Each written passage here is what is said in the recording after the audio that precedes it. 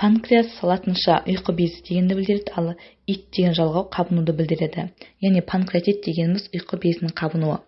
Панкреатитте қабыну ешқандай инфекциялық әсерденмейді, яғни ешқандай бактерия, вирус шықпай-ақ ұйқы безінің өзінің протеолитикалық ферменттері арқылы қорытылып, өз-өзін ыдыратып жіберудің әсерінен қабыну болады. Соның әсерінен ұйқы безінің клеткалары, кейбір клеткалары өледі және өзінің қызметін атқармайды. Яғни аутолиз процесі жүреді. Ұйқы безі клеткаларының некрозы пайда болады.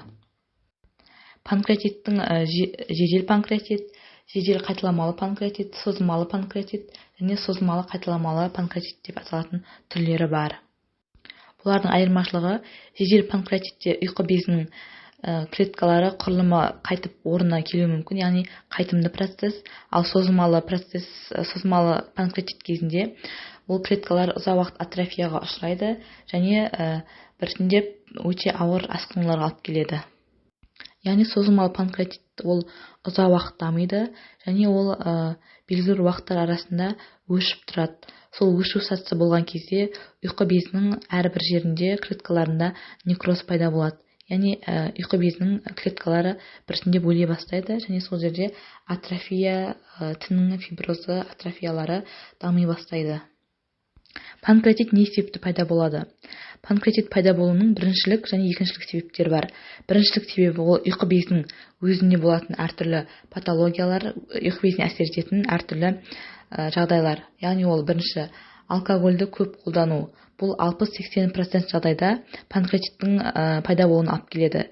Яғни алкогольдің құрамында этанол ұйқы безіне қатты зиянды әсер етеді және ол өз кезегінде ұйқы безіндегі 12 ішекке ұйқы безі сөлін құятын оди сфинктерінің қатты жиырылуына алып келеді.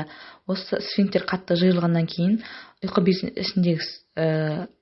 ішіндегі сөл осы ұйқы безінің өзіне тарап, сол жерде клеткаларын ерітіп ыдыратып жібереді. Одан кейінгі себеп тұқым қуалаушылық, сонымен қатар тағам құрамында белоктың жетіспеушілігі, яғни белокты шектейтін диеталарды ұстанған кезде, сонымен қатар ұйқы безінің қанмен қамтамасыз етілуінің бұзылысы.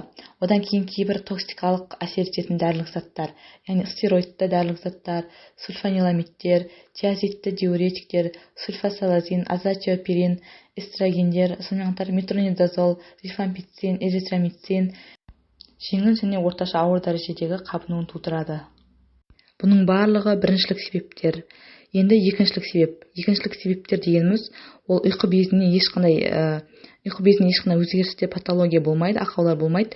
Басқа органдардың, басқа мүшелердің, басқа жүйенің патологияларынан, ақауларынан ұйқы безінің қабынуы пайда болады.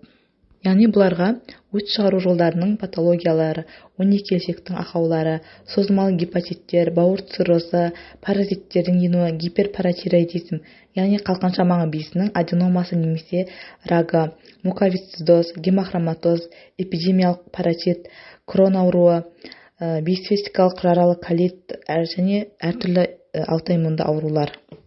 Яғни аутоиммунды ауру дегенімізде Шегрен синдромымен ауыратын науқастардың 60%-інде осы панкреатит кездеседі. Енді өт жолдарының патологиясына келетін болсақ, ол қалай пайда болады? Ұйқы безінің анатомиялық құрылысын қараған кезде өт қапшығынан келетін өт жолдары мен ұйқы безінен келетін түтік бірге қосылып 12 ішекке құяды. Қалыпты жағдайда ұйқы безінде қысым өт жолында қысымнан жоғары болады. Сол себепті өт ұйқы безіне құйылмайды. Ал егер өт жолында әртүрлі таспен, ісікпен, өт жолының қабынуы халангет кезінде қысым жоғарылап кетеді, өт жолында осы өт ұйқы безіне қарай құйылады. Осы ұйқы безіне өттің құйылуы әсерінен ұйқы безі әртүрлі токсикалық әсерлерге ұшырайды. Сонымен қатар өтпен бірге ұйқы безіне әртүрлі патогенді микрофлоралар да түсіп, ұйқы безінің паренхимасы мен түтіктерінде қабыну тудырады. Одан кейін өте сирек кездесетін тағы екі себеп бар.